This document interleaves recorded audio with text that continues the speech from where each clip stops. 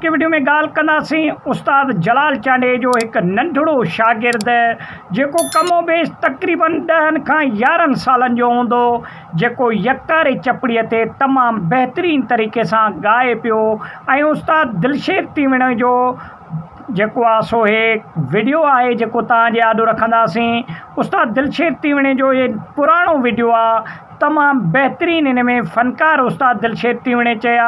हालांकि उस्ताद दिलशेर तीवणो हिन दुनिया फ़ानीअ मां लाॾाणो करे वियो, शहीद थी वियो कंहिं सबबनि जे करे। उहो बि अॻिते वीडियो में तव्हां सां शामिलु कंदासीं त कहिड़नि सबबनि जे करे थियो। ऐं उस्ताद गुलशेर तीवणो हिकु बहितरीन सिंध जो फ़नकार हुयो ऐं दिलशेर ऐं गुलशेर ॿई भाइर आहिनि पाण में। ऐं असां अॼु ताईं खोड़ सारा माण्हू ईअं ई चवंदा आहिनि त दिलशेर ऐं गुलशेर हिकु ई आहे, इन्हनि में को हालांकि ॿई भाइर हुया।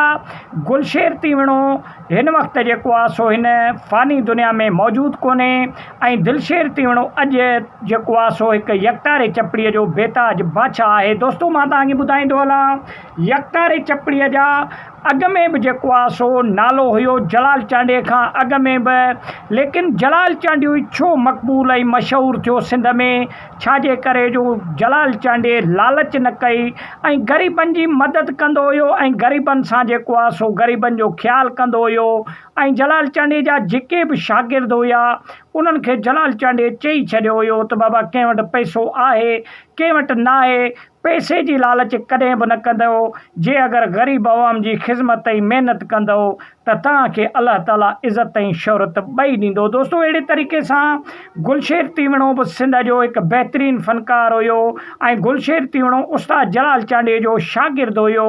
जॾहिं 10 सालनि जी उमिरि में जलाल चांडे वटि आयो गुलशेर तीवणो त जेको आहे सो दिलशेर तीवणे खे जेको आहे सो सॻो ॿधे। हालांकि नालनि में ॿिन्हिनि में कन्फ्यूज़न पई थिए, लेकिन हिकिड़ो भाउ हिन वक़्तु आहे 2025 में यकतारे चपड़ीअ सां ऐं हिकिड़ो भाउ जेको आहे सो वफ़ात तॾहिं कयो जॾहिं उन टाइम में जेको आहे सो धाड़ेलनि जो तमामु घणो सिंध में हिकु दौरु हूंदो हुयो ऐं उन्हनि में फ़ौजी जेको आहे सो चेकिंग वग़ैरह कंदा हुया। इन ई तरीक़े सां गुलशेर तीवणे खे कहिड़े बि तरीक़े सां शहीद कयो वियो। पोइ उहो जेको आहे सो नंढड़ी उमिरि में हिन दुनिया मां लाॾाणो करे वियो। हालांकि उहो हिकु बहितरीन फ़नकार हुयो ऐं उनजो आवाज़ ऐं नंढे हूंदे खां ई वठी तमामु घणो शौक़ु हुयो उनखे। ऐं दिलशेर तीवणो अॼु 2025 में बि तमामु घणो मक़बूल आहे, नंढो भाउ आहे उनजो, लेकिन उहो कंहिं बि महफ़िल में वेंदो आहे जलाल चांडे जी नेकी ऐं जलाल चांडे जी तारीफ़ लाज़मी कंदो आहे। छाजे करे जो उस्ताद जलाल चांडे जी उन्हनि सां तमामु घणी महिनत थियल हुई। त वॾी महिरबानी दोस्त।